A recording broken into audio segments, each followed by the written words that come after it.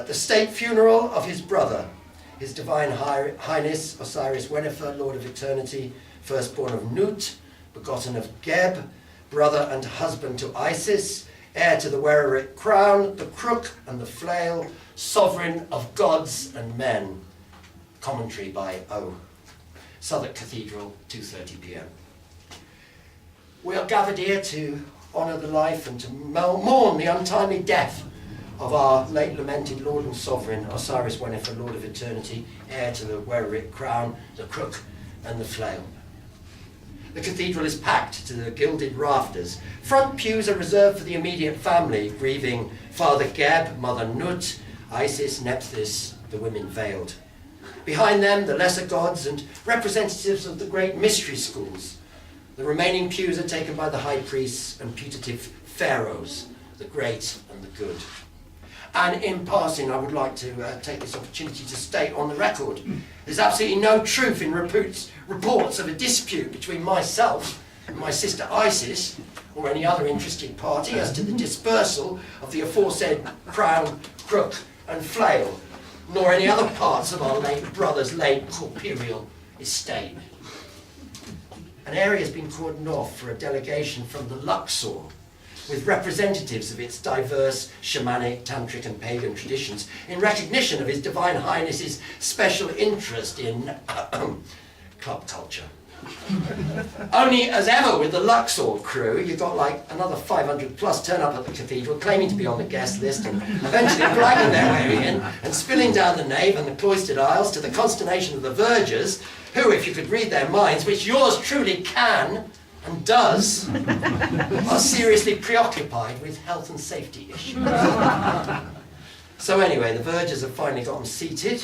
The cathedral choir has sung Qui tollis peccata mundi from Mozart's Mass in C minor, K427, as specifically requested by the widow Isis as being like the all-time #1 desert island disc of her late brother husband.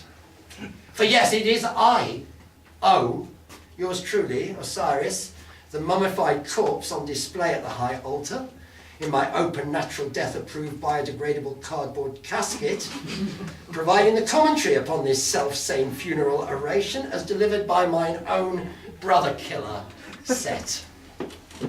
The Lady Isis has authorised me to act on her behalf as our late brother's sole executor during what is inevitably a difficult and painful time for all of us, though we can only guess and tremble at the darkness in the heart of the widow Isis. Everyone listens in respectful silence to Seth's disclaimer. The entire matter is now in the hands of our lawyers. I have no further comment except to repeat our request that the family be allowed to mourn its loss in privacy and with a modicum of dignity. The silence deepens. True, Seth is laying it on a bit thick, making a meal of the supposed controversy surrounding my last will and testament. Everyone's read the scandalous allegation, as reported in last Friday's edition of the Ra, that His late Divine Highness had left the crook and flail to the widow Isis, and his crown to any son and heir she might one day bear him, by virtue of IVF out of his own cryogenically preserved DNA, and that Isis had specifically requested that said crook and flail be placed in the casket to escort and protect her beloved O on his journey to the Western lands, and like when he ultimately assumes the judgment seat as undisputed Lord of the Underworld. Only like how Seth had blocked her, insisting that said crook and flail were instruments of earthly power to be wielded on this side of the Great Divide, in this dimension, to maintain the succession, the divine kingship, and specifically to be wielded by Seth in his capacity as living heir to His Divine Highness, not to mention aforesaid Wererit crown, to which, in the absence of any living tissue, having thus far issued from O's personal deposit in the sperm bank, Seth has surely the strongest claim in loco filio. Only those in the know, and specifically the Luxor crew, suspect that the whole story might be a plant, a diversionary tactic to throw the hacks off the scent, distract them from inquiring too deeply into the precise details of O's untimely demise.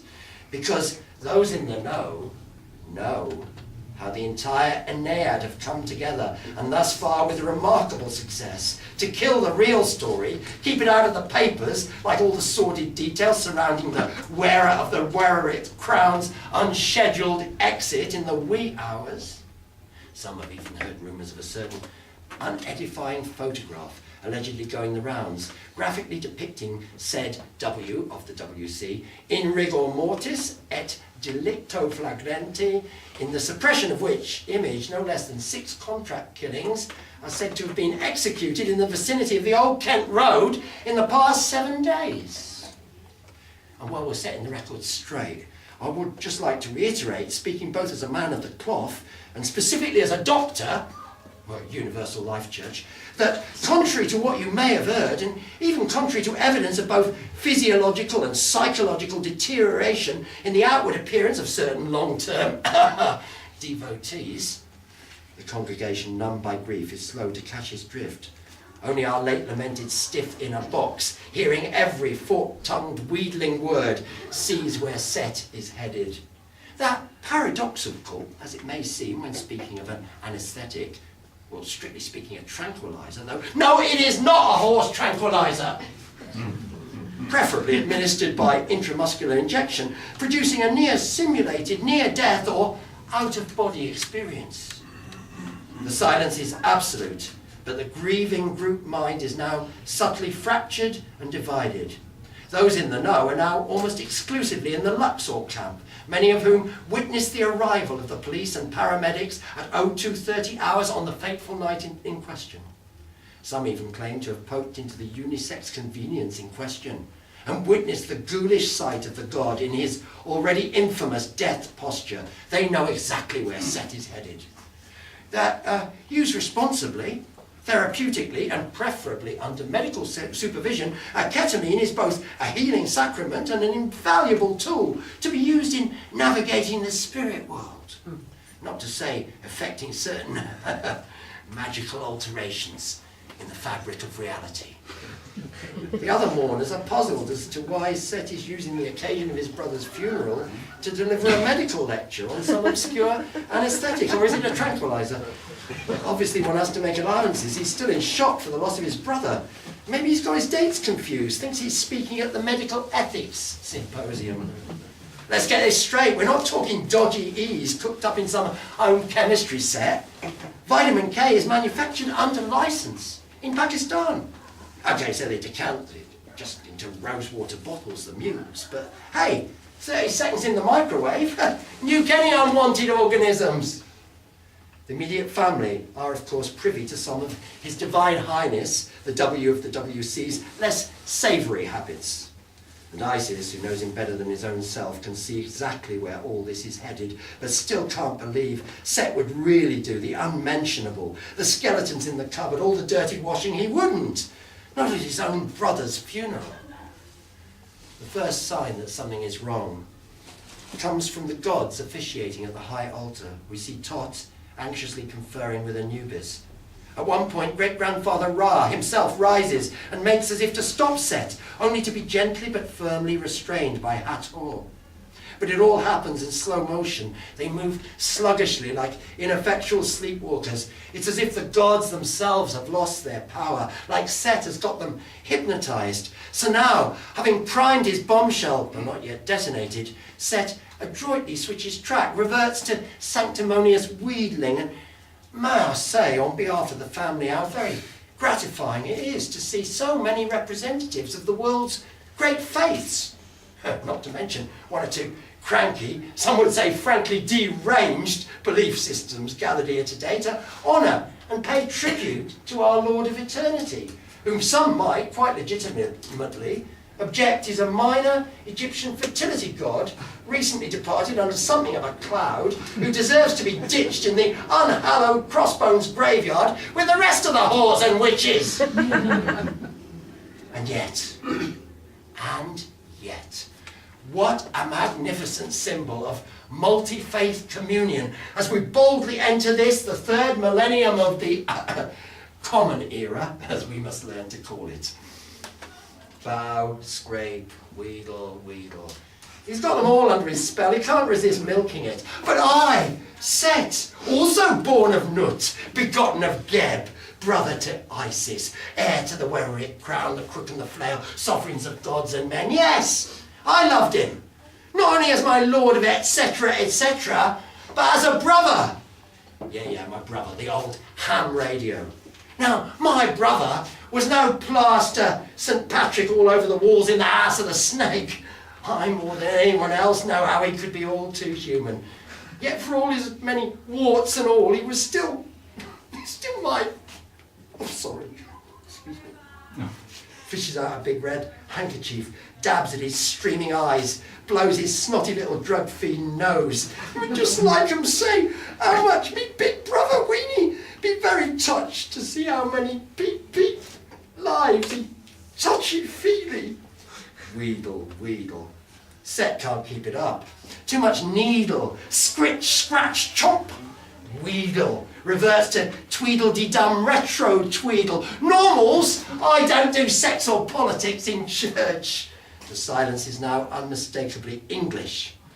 I'm speechless with embarrassment and bristling with suppressed tension. But the sight of all yous pussy peepholes, like already he's lost the riff and he's off with the pip-pop pipette, Finnegan's wateretting, and all this beatification and, oh, wakey, oh lord of the underworld, and wasn't he a wise and juiced ruler of Upper Egyptology? And am I the only one here thinking? Have I come to the right burning gat? Are we talking about the same brother Wen? Osiris Wennefer? Silence deader than Wen in a box. Because the Wen I know was found dead in the Kazi at the Luxor, with arms like pincushions stuck with like 23 microfine disposable spritzers. The silence now punctuated by little popping gasps, which unedifying spectacle I up to pap, which snap, having mysteriously vanished, will, I am reliably be informed, be published in tomorrow's edition of the Ra. He's dying up there. What does he care? He never came here to win a popularity contest, or like seriously believing he was just going to walk in and assume his brother's crook flail and WC, or his mantle as the people's pharaoh. What does he care? The damage is done. In one fell swoop, he's desecrated his brother's state funeral, committed the ultimate, the mortal sin, defiling the name of the deceased at the precise moment of his embarkation for the western lands. Can't say I never worm him. When you pussy, look at the state you're in. Your arm's black and blue, jacket in the butt like a man, why don't ya? Mourners fidgeting, muttering under their breaths. A pagan priestess shouts, shame! Others in the Luxor camp take up the cry. Seth knows he's lost it. What does he care? It's done. Plus he's still got the PA system to carry him over the hissing, growling mob. Some blame the drugs. I say fuck that. You don't OD on vitamin K. I was shooting 3 flights to Wen's 1 and look at me. The difference is I took precautions. I came prepared. When you come down to it, Wen was just another cave freak got sloppy. And these last days, we can't none of us afford to get sloppy. Not with all these neo-Darwinian Nazis looking to take out any quasi-divine entity, what is stupid and careless enough to spike up in the Kazi. And before you can say a pockadiddle-die-dum, the borough boys rush the high altar and carry off the mummy out the west door, switchbacking through Borough Market and down to the old Crossbones graveyard, hotly pursued by Seth and his bodyguards, and we all go out in a jerky, monochrome, newsreel, fade out.